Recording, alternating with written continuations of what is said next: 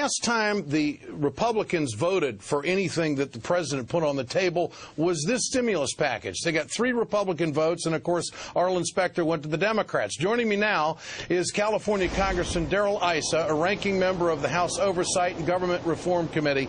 Congressman, good to have you with us. You're a successful entrepreneur. You know what it's like to make a dollar and hire people. I got to ask you about this stimulus package. Do you believe, had we not done the stimulus package, that the economy would be better off today than it would had we not passed it?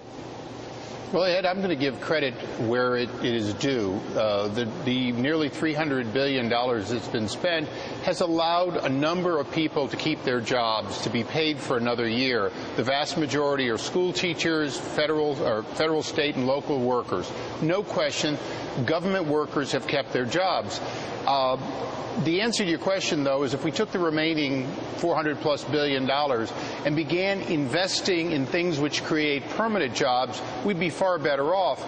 This is a classic example where, quite frankly, you can pay somebody, you can employ somebody with money, or you can leverage money to create permanent new jobs. So far, we're not doing that in any part of the stimulus, and I think that's the fundamental problem in the stimulus. No matter where you go, what you see is we're spending money and people are keeping jobs for a time.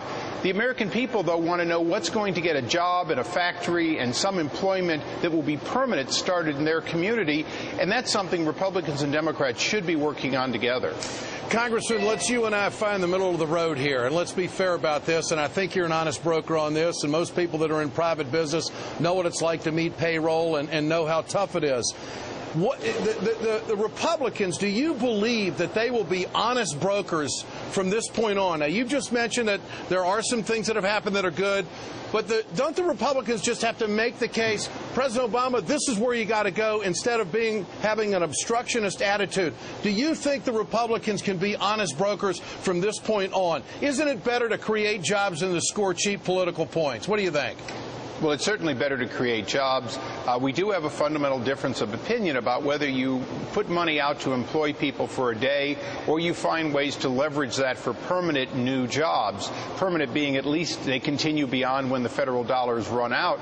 Right now, that's a difference where there's a lot of Democrats, and a lot of them have talked to me about, you know, when this money is gone, are we just going to spend another $800 billion? How do we make it go on longer, particularly if this recession is somewhat difficult to break? So do I think that they're honest brokers? Yes, in both parties are honest brokers. What I would suggest is that as we get closer to the election, it gets harder to break through the election clutter. So if the president's going to start reallocating funds from the existing stimulus, come back to us for what is out of favor a little bit, but what used to be called investment tax credits, specific requirements that somebody invest in something that creates long-term new jobs, then I think he'll be received well on whether it's new money or old money. But if we simply continue spending money on government jobs, that's just a soft landing for government. It's not what the people that are listening to your show and watching tonight would care about.